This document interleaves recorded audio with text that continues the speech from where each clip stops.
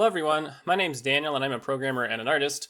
This is going to be part 4 of my series on making modular modifiers. In the last part we made a couple of helper tools for offsetting curves and dividing them into segments to make like dashes and random things like that. In this part I want to try to get to where we're making a road lines modifier that can like paint lines on the road. But before we do that I want to add some more stuff to the road base modifier. Because I did a little bit of testing to see how this might work, just so I'm not going into it completely blind, and there were several things that I found were useful to have that we don't yet have in our base. So one of the things, I was thinking about this curve offset modifier that we made in the last one, and one of the things we did in there was we used arraycast and we give it a collection so we can snap it to the terrain, because I was thinking for the roads, you're probably always going to want to snap it to something. There's a couple of things about that. One, it makes the node less useful generically. So I'm kind of thinking it'd be better to put the snapping outside of the modifier. And then that curve offset node could be a modifier in like my geometry node assets or something along those lines, where it's just sort of a generic tool that could be used in all kinds of different modifiers, which is essentially what it is. I was also thinking about the fact that if you're working on this stack of modifiers to style your road, that you wouldn't want to select the same terrain collection on like 5 different modifiers. And so instead I thought it might be better to save the terrain that is under the roads in the geometry as one of our road ID tagged pieces of geometry, and then whenever we want to use it, we can just pull it out of our road utilities node group. So the first thing we're going to add is in our road base modifier, we're going to get the terrain that's near the roads and save that so we can just reuse that geometry later. So the way that we're going to do that is here where we bring in the collection. We're just going to pull that off to the side. Then we're going to want our input curve geometry. And I think just to keep things organized, I'm just going to make a copy of this. Up here, we're going to want to resample the curve. I think if we do it by length, that'd be best, and we'll set it to like 0.5 or something. It really doesn't have to be high resolution. Then from our curve, we're going to want to do a proximity. And to do that, we need the curve to be a mesh, so we'll do toMesh, curve to mesh.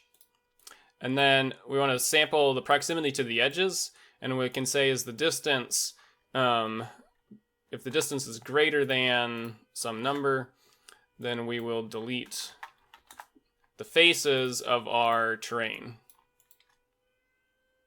And let's do a set position just so we can see this. And let's turn off all of these. Well, let's get rid of these that we made and turn that off so we can see what we're doing. All right, we don't really need that then. All right, so now we're deleting faces that are far away from the curve, but we want to be able to use the radius of the curve to control how much of the terrain we keep, basically. And so to do that, we need to do a couple of things. We want to capture an attribute on the curve before we make it a mesh, and that attribute is going to be the radius of the curve.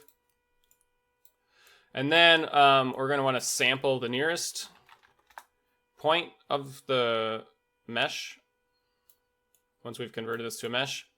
And we're going to want to sample an index.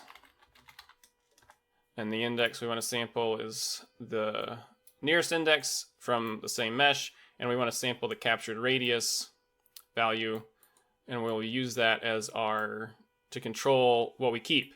However, this all has a problem, which is that the curves aren't flat. So instead of sampling here, before we after we capture that, or somewhere in here, I guess we could do it before, let's do a set position to flatten this curve, and we'll set that to be the position multiplied by x and y but not z. So we'll set these to 1, and then we want to use the same vector. So in this case it's the position of our terrain, but this position works on whatever domain that the socket's based off of. So for the sample positions, we can also plug it into those, and then we will be sampling from the curve flattened as well as from the terrain flattened. So we're essentially ignoring any z component of anything. Then after we sample, we have the radius, but that doesn't give us much to work with. So let's actually multiply that radius by a value, and I think like 2.5 or 3 times the radius is good. We can kind of see how that works. Now we have the terrain around our road curves. However, I don't really want it to leave it in there because we'll get Z fighting and stuff if you try to render. So we need to sort of get rid of it because we're really just using it as a reference. We're going to raycast against it, stuff like that, but we're never going to see this terrain. However, we can't just get rid of it because we need it. So we need to capture a named attribute. And we can call this attribute, it's going to be a vector, and the vector is going to be the position. And we can just name it like underscore terrain position. Something like that. Then once we do that, we can do a set position, and we can set the position to just a vector that is 0, and now the terrain is all in one point. Basically, looks like it's got deleted. Then we need to join this into our join, and we need to tag it. So let's put that in there. Actually, let's pull all of our store named attribute modifiers to the end here, and we'll try to organize this a little bit better. All right, so we got these here. Let's make a copy of it and put one in here.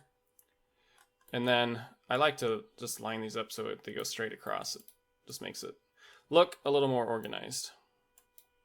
So we'll do that. Then for the road ID for this, I think we have 3 because we're going to do intersections in just a second, and then 4 was the road surface, so I think 5 is the first available value. So we'll set that to 5. Then we'll just leave that there. We'll need to add something to the road utility node group. The other thing we want are intersection points. So let's just make ourselves a little extra room here. And here, after we delete, so here we have our original curves flattened, snap to the terrain. And then we delete all of the points that didn't hit with the raycast. After we do that, let's just pull this down here. After we delete those points here, while it's still a curve, let's do a resample. And we want to resample to a length of like 0.25 or something. We need it to be fairly, so we're going to resample and we're going to merge by distance. So let's put that in here to mesh, merge by distance. And we need the merge by distance to be, it seems like 3 times the resample length, or 4 works pretty good. So we'll just set this to be 1. I'm not too concerned about having the intersection points being exactly where the intersection is. I'm kind of more like, as long as it's in this area, that's close enough. If we need, for some reason, it to be more accurate, we might have to revisit this and come up with a different way of doing this. But for now, this should work fine. Once we've merged by distance, we can do a 2 points. And the points, we want to make points. So that should be a curve to mesh, not mesh to curve. So then we have all of these points, but we only want the points that are at the intersection, so we can do a neighbors, vertex neighbors. Vertex count is greater than 2. That'll get us the intersection points. So then we're going to need to calculate a road ID for that, and then join it into our joined output. And this should be road ID 3, because we saved that one for the intersection points. The other thing that I found was annoying was, because we're setting the custom normals, whenever we have to convert a curve to a mesh to like delete middle parts of it, we lose the normal and we have to reset the custom normal. So rather than, and one of the things I want to do several times is delete this end edge, which I tagged way back in like part 1 or something as road ends. However, it's not so easy just to delete that because you have to recapture all of the attributes. So instead of doing that, I'm going to do it now, and that way I don't have to worry about it redoing a lot of work later.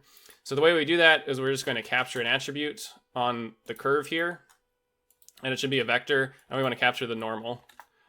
And then once we capture the normal, we should convert this curve to a mesh. And then we should delete geometry. We want to delete edges.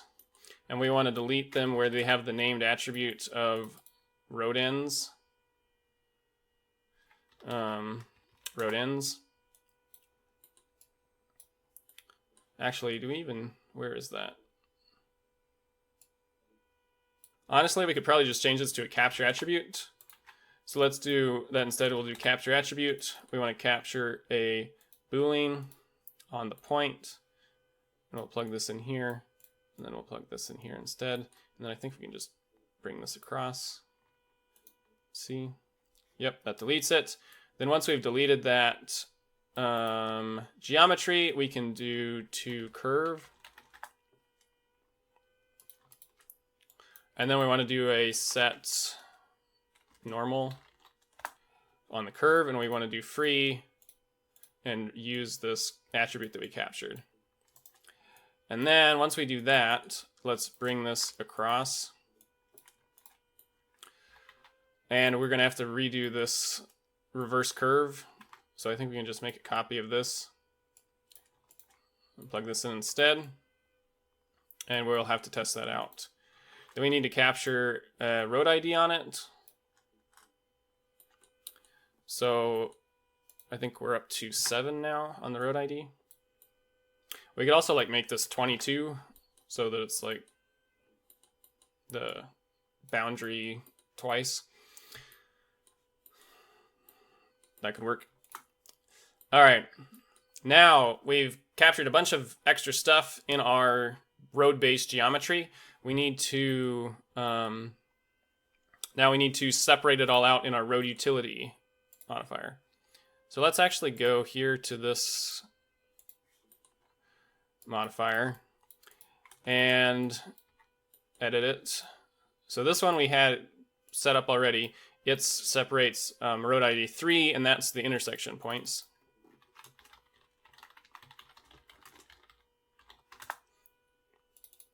It's not spelled correctly. And then we're going to need so that's the points. We also have the terrain, so we'll need one for the terrain. That was ID 5.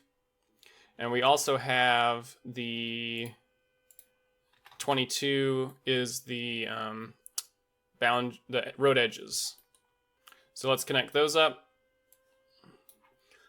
So this one is the terrain surface, and this one is the road edges, a road edge curve. And then let's put the edge curve up under the boundary curve, and we'll put the terrain surface above the road surface because that would usually be the order. Now let me double check that I had that as 5. Yes. So then on the terrain surface, we need to restore the position. So let's do set position. That should equal a named attribute. And that named attribute is going to be the terrain position.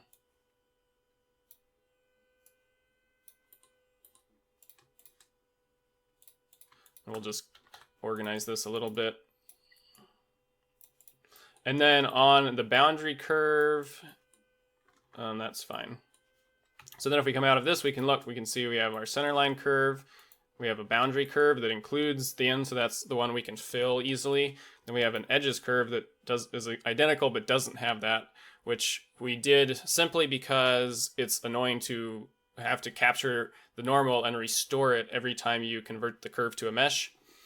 And then we have now intersection points, which we can measure from to like delete things that are too close to the intersection, or to separate out the curves at the intersection, things like that. Now we have the terrain surface, which is a copy of our terrain. And then we have, if we have a road in here, we'll have the road surface. Now in the train base, We could also, now that we have this terrain, we could use it to raycast against, which would make the raycast slightly faster because it has less polygons to consider. Overall, doing all of this with the proximity and the raycast is probably slower, but every time we do a raycast in the future, it'll be faster than doing 2 raycasts on the entire terrain.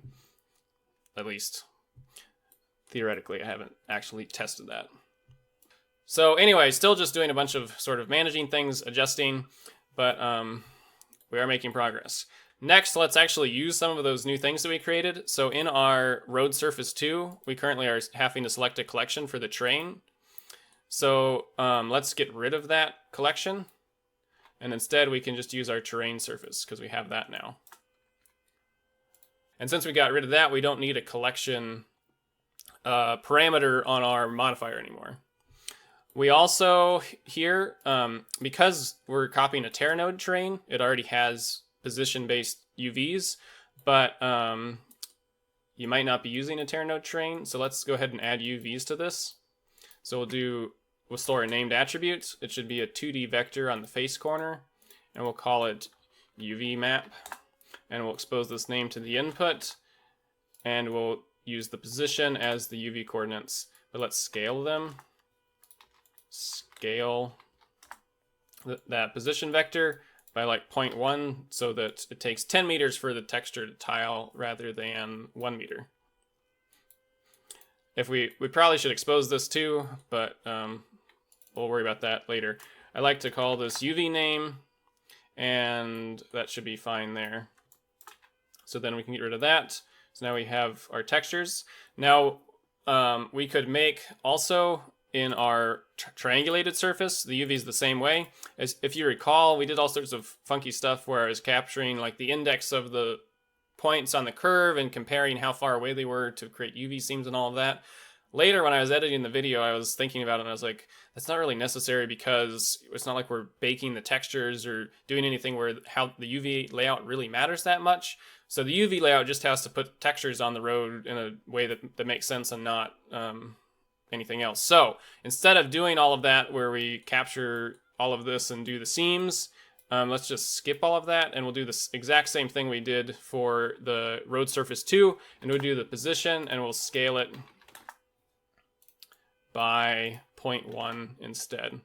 And that way is a cool sort of side effect. If you have the road surface triangulated and this road surface 2, the UVs will match exactly if you toggle between them, which I don't know why that would matter unless maybe if you're trying to switch from one to the other for some reason, it wouldn't dramatically change how your scene looked or something.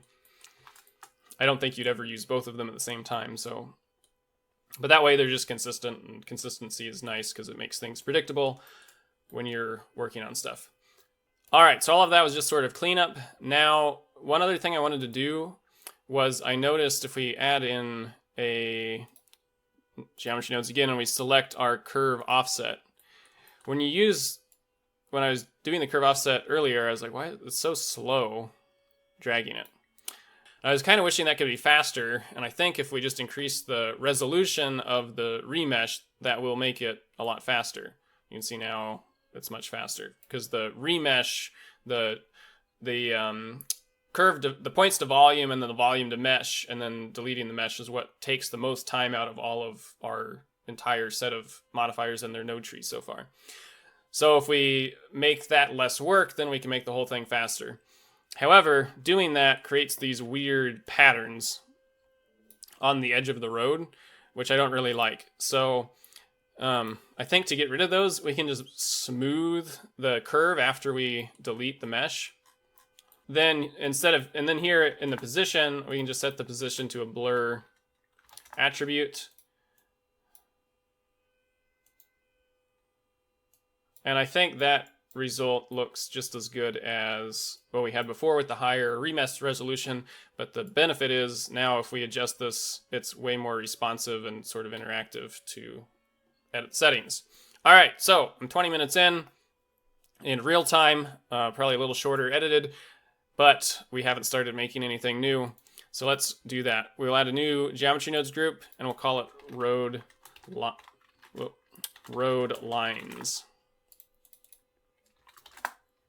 For the road lines, what I want to do is make a modifier that can paint lines on the road. So you might want to paint lines in the middle of the road. You might want to paint lines on the edges of the road. I don't know. I haven't thought about intersections, like for lines where like a car should stop or anything like that. If you had those. But we also have double lines. Want to support that. Dashed lines. So I want to make a modifier that can do all of those. The way I'm thinking of doing this is having each modifier draw one line. So if you wanted to have like a dash center line and a double line center line in some parts and lines on the edges of the roads, you would have 3 different road lines modifiers on there. So we're going to want our road utility in here, and we're going to, let's start with the center curve. And we're just going to want to convert that to a mesh, curve to mesh. And when we do that, we're going to want to use a line, curved line, as our profile curve. And that curved line should be 1 meter long, so from negative 0.5 to 0.5 on X. And that gets us this, which is a line. Then we're going to need to join that with the input to append it. So let's just make a copy of this and plug that in there. And then we're going to need to take our road surface and do a raycast against that so that we can set the position of this curve to be on top of the road. So let's go ahead and put that in here. Set position to hit position if it is a hit, and we wanted to go from the position, and then we want to add a Z value of like 50 so that it always starts above and projects it down. So that's pretty good, but it's all overlapping. So let's also add a little bit of a offset to that so that it lifts it up. But I think like 0.01 should be better. Now we still have some problems here, so let's make some more room here. We'll pull this over here. Just organizing. All right, once we have our line, there's a couple things. We probably want all of our lines to be the same width. So let's take our curve and we'll do a set radius of 1. That way we don't have it thicker here and thinner over here like it was. Then once we set the radius, we want to control how wide the lines are. So currently they're approximately 1 meter wide. So let's do a set position on our curve line before we use it as the profile curve. And we'll set that to be the position scaled. And then that scale value we can expose to the input, and we'll call it line width. And that should be a distance, and it should be between like 0.01 and 1 as a default, single value. And now we can control this. By default, I think something like 0.1 is probably good. Let's try setting that. Maybe 0.2. All right, then once we have that set, we still don't have enough points for like this to come out right. So let's go ahead and resample the curve by a length. I think like 0.25 is probably good. We might want to expose this to the input. Well, let's actually leave it. Let's do it 0.5. And then we'll make it a catmull ROM type. So spline type, catmull ROM. And then let's do a set spline resolution. And let's make this 6 by default. And then let's expose this resolution to the input. And we'll move that up to the top. And just with that, we get enough points to have all of the road lines on top of the road surface. Also, now that we have that in there, this looks very thin. So let's scale up these roads a little bit. All right, now we have slightly wider roads. We're going to want to add some masks so that we can control where these lines end up on the road. So some of those are going to be, well, let's see. The ones I've thought of so far are, you might want to mask close to the intersections so you don't have lines going through the intersections. You might want to mask based on the width of the road, and you might want to mask based on how curved the road is. So we'll need to make those. We also need to be able to offset the line. I want to be able to choose where the line, what curve the line is placed on. Maybe that's the simplest to start with. So let's add a new fancy menu switch in here. Now with the menu switches, I found that it always works best to make them an integer, because you can only connect this menu to the input once. So if we put this to the input and then we make a copy of this, you can see that that doesn't work. So you can't switch like two different kinds of things with this menu switch. But what you can do is just switch an integer and then make each option its own number, and then you can do an index switch based off of that, and you can have one for your geometry and you can have another one for your rotation or whatever. You can make as many index switches that use that same integer output from the menu switch as you want to select your different options. Anyway, I don't know if we're going to need to use the menu more than once, but that's just good practice, I think. So we have our index switch here. Option 1 will be our center curve, and option 2 will be our road edges curve, and we'll just connect those into this.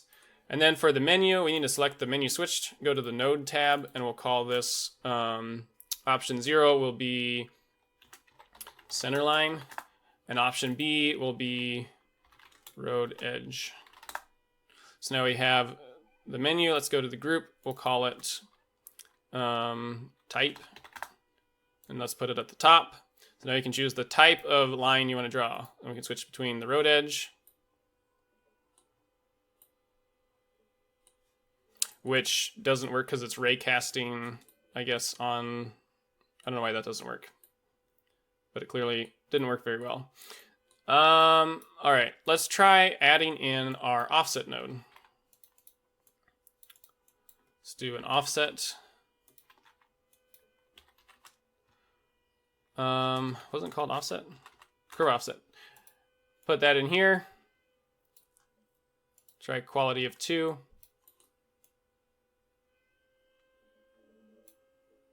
Are you kidding me? I was able to recover an autosave here, so let's just connect this back up. Now, there's obviously a problem because that is offsetting the wrong way, which is annoying because I thought we fixed that. I wonder if we need to... I wonder if we just need to evaluate this on a different domain. Because that's... a reverse curve probably works on the spline.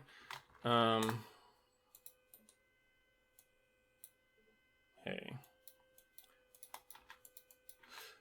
So this right here is where we reverse the curve if the tangent of the curve and the normal of the curve, if the cross product of that doesn't match the direction from the nearest point on the center line curve to our point, or if it's like the opposite of that, then we reverse that curve. That was being evaluated on the spline. I mean, that seemed to work initially with our first curve, but after we deleted the ends, it didn't work. So I don't know why that was exactly. But if we force it to evaluate that on the points rather than on the spline, then it does appear to work. All right, so now we have our offset value is offsetting our curves in the right direction. However, currently that curve has its normal pointing up, which means that so the x-axis of the profile curve will align to the normal. It seems to be how it works, so that's not working. However, we don't need to worry about that because we're going to have to convert this to a mesh, and when we convert it to a mesh, the normal is going to get lost anyway.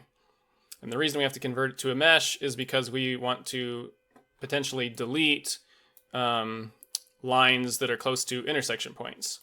So let's add that.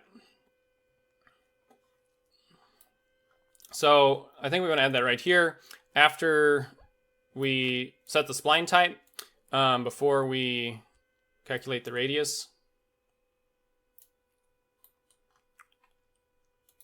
I guess we need to resample this curve as evaluated to keep our cat-and-mold ROM effect. And then we want to do a to mesh. And then we want to delete points. The reason we have to delete points from a mesh is because if you delete points from a curve, so you had this was your curve, and then you deleted these points, rather than getting a result like this, you would get a result that was like that between the two endpoints. It keeps the curves stay connected if you delete points in the middle. But if you delete points from a mesh, then it disconnects everything. The edges in between those points get deleted as well. So it's kind of annoying, but you constantly have to convert between curves and meshes depending on what kind of, because sometimes it's useful to delete parts of a mesh but keep the edges connected, so then you have to convert it to a curve. And other times it's useful to split curves into parts by deleting stuff, like in this case. And if you want to do that, you have to make it a mesh. So I kind of wish there was some sort of an option to delete like curve segments. But for now, you got to make it a mesh, delete geometry points, and then I guess we're going to do to curve again to make this mesh curve, and that'll go in here. And then once we do that, we need to do a selection, and that's going to go into a greater than, or less than, I guess, based on a float, and the value for that is going to be our mask value, and what we're comparing it to will be based on a proximity distance to edges, or points rather, and those points are going to be our intersection points. You can plug that in here. And it looks like that works on points without converting them to a mesh first, so that's nice. So now we have this. If we turn it up, we should eventually get it deleting the curve near the intersection. All right, so then this value in the less than node, let's set it to something like 5 maybe. Whatever you think a good default would be, and we'll put that in the input as a parameter, and we'll call it, let's actually create a panel for all of our masks. And we'll put that in there, and we will call it intersection. That should be a distance, and it should be positive. So say like 0 to 20 or something, single value. All right, so now we have a mask to delete stuff that's close to the intersections. All right, another thing we're gonna wanna do, especially on the centerline curves, is potentially make them dashed. Also, now I feel like 0.1 is a better value for that, so we'll go back to our width, line width, and I'll set this to 0.1. Also, what was this length? I don't remember what this length parameter was for, but it's not used for anything, so I'll get rid of it. And then the offset, I don't know for the offset if, well, I guess the offset on the center line just moves it up, because its normal wasn't edited, so its normal points sideways. So I guess then for the curve offset, let's go ahead and make another switch here. Or actually, we can just plug this in here. Let's have the offset only apply to the geometry that's the road curve and not to the center line, like that. Because it doesn't really do anything anyway. All right, so now that we have that, I was going to add dashes to the center line. So here, before we do curve to mesh, we set the radius. Let's add a segmenter, curve segmenter in here, and see what that does. So we're going to want to be able to control several things about this. Let's expose the length to the input, and we'll call it dash length. And then let's expose another one to the input, and we'll call it the dash spacing. And then if we add those together, we can use that for the length of our curve segment. And then we can take the dash spacing and plug that into the spacing of this. Now we have the randomness here. We may need to expose those two. For now, let's just set it to 0.1 and we'll leave it off. So then for our dash length, I think 0.2 is a good value. Let's make the min of these 0. Let's make 1 the spacing. All right, so now we have dashed lines, but we might want to turn that off. So let's add another switch in here. We'll say, is the dash length equal to 0? Or is the dash spacing equal to 0? And if either of those are true, then we'll skip it. So we'll do or, and we'll just do a switch, a normal switch. And we will use, if they're equal to 0, we want to skip the curve segmenter. And if they're not equal to 0, we will use the curve segmenter. So then to turn this off, you can just set the dash length to 0. All right, so now we can optionally add dashed lines. We can delete by intersections. Let's add a way to do double lines. So the way we'll do that is after we set the position here on our curved line before we make the curve a mesh, or use it as a profile curve, we will just do a set position, and we want to do a combine XYZ.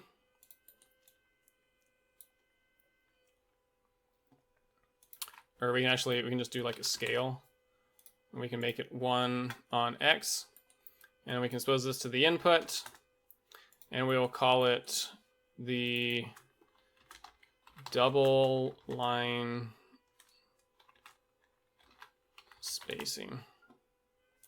And then let's scale this by -1. And then we will use one of those as the offset, and we'll use the -1 as another offset, and then we will join those two together. And then we want to say, is the double line spacing equal to 0? If it is, we'll do a switch, and if it is, we will use the original set position without the 2 offset lines, and otherwise we'll use the 2 offset lines, and we'll use that as our profile curve, which will look like this. And then the double line spacing, let's set the default to be 0. We'll have it off by default.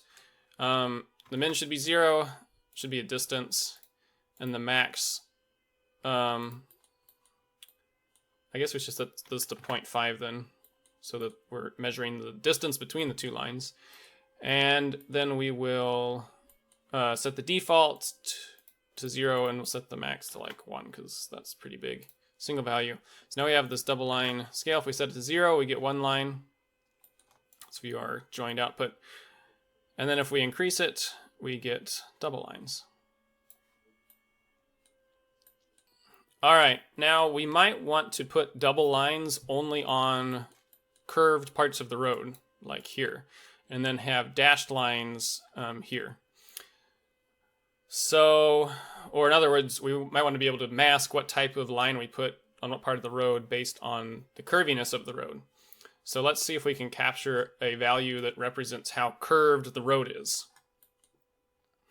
All right, so to do this, we're going to want to take our resampled curve, whatever our input is, after we select that, and we're going to want to sample the curve. And we're going to want to sample the curve at the curve index of the index, evaluated on the domain of the spline. And then we're going to want to use a length, and we should sample at the length of the spline parameter. Spline parameter length. But we're going to want to add something to that. And I think a half a meter or something like that is probably good. We may want to expose that as a parameter. We'll see.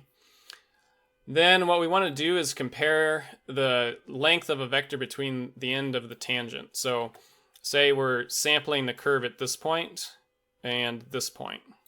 So here the curved tangent might be a vector like this, and here the curved tangent might be a vector like this. So then if you measure a vector between the ends of those two and take the length of that vector, might be like 0.2 or whatever, then that value will, well, and also we're not using the position at all, so they're actually stacked on top of each other. So it's just like this. And then we're measuring the distance between the ends of those two vectors, and that's whatever value it is. And then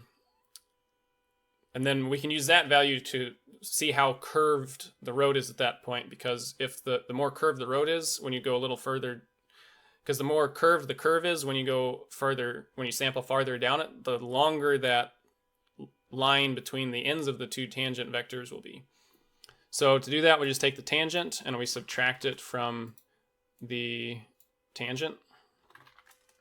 So this is the curved tangent at whatever point we are on the spline, and this is the curved tangent half a meter further down the curve, down the spline.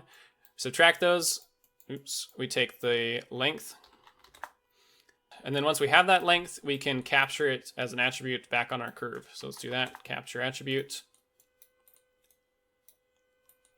And then that needs to go, that's what we're reviewing. Let's view the output. This needs to come back here. And then let's try to organize this a bit better.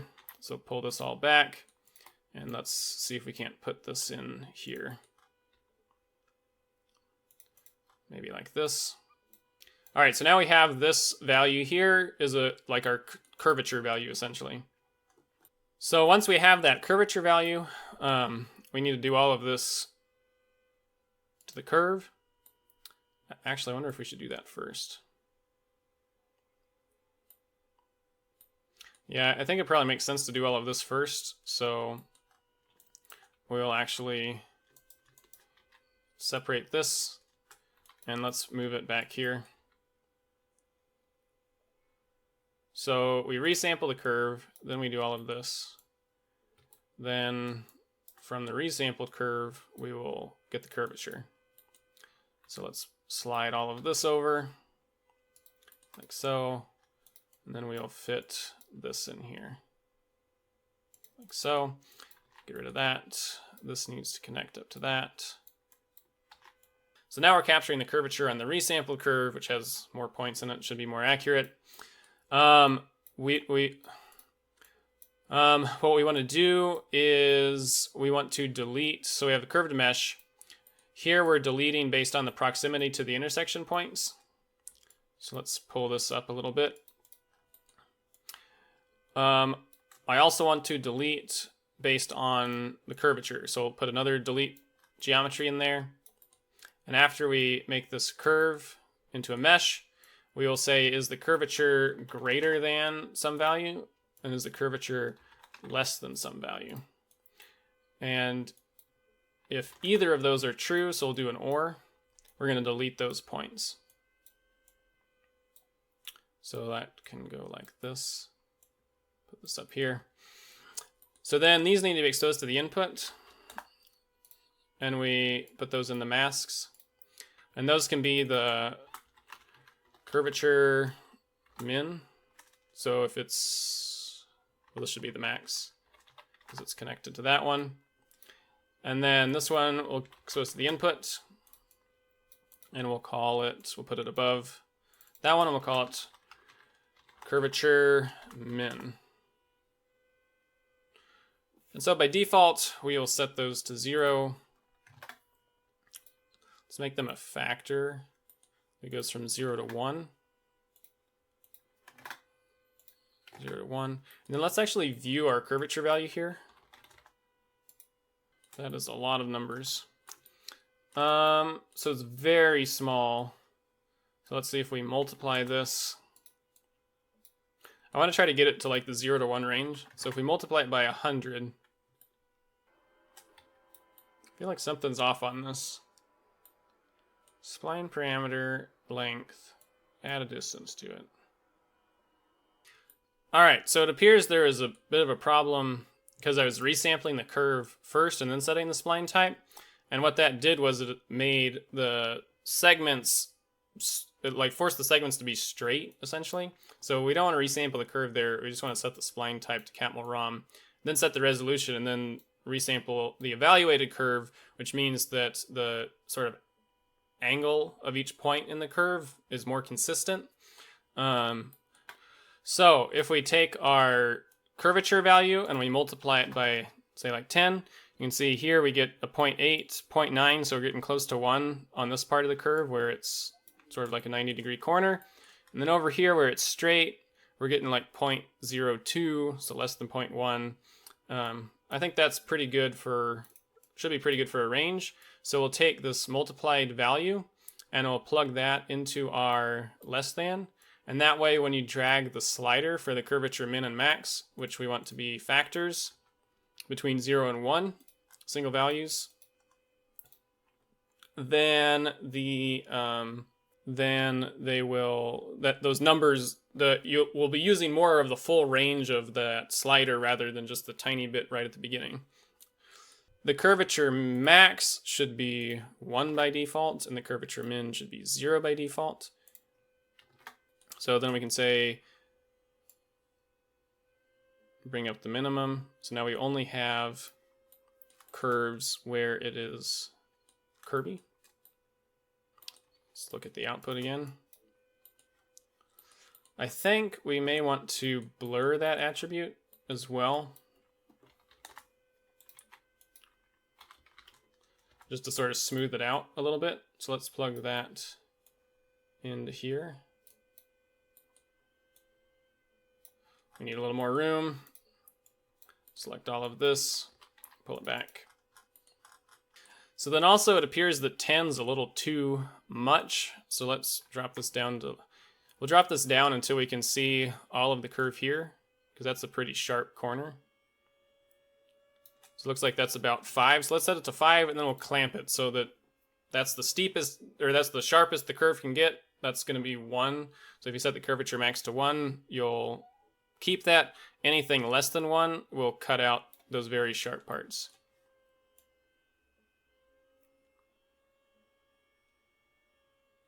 So then if we have double lines, we would want them in the sharp corners, and we could trim out all of the straight parts, sort of like that. So then we can make a copy of that, and we could change our dash length to 2, and we could swap around the max to be that, and we can bring down the min. And then we could get rid of our double line spacing, set that to 0. So then we have single lines here, double lines in the corners. It's kind of cool. And then we could make a copy of that. Could do our road edges. We could set that back to 1. Could get rid of the dash. Could change our offset.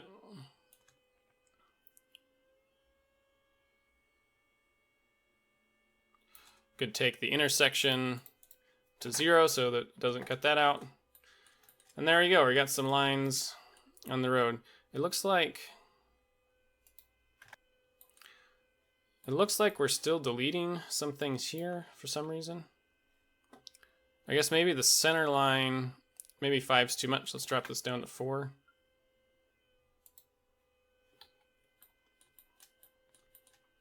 Yeah, it looks like some of these lines completely got deleted.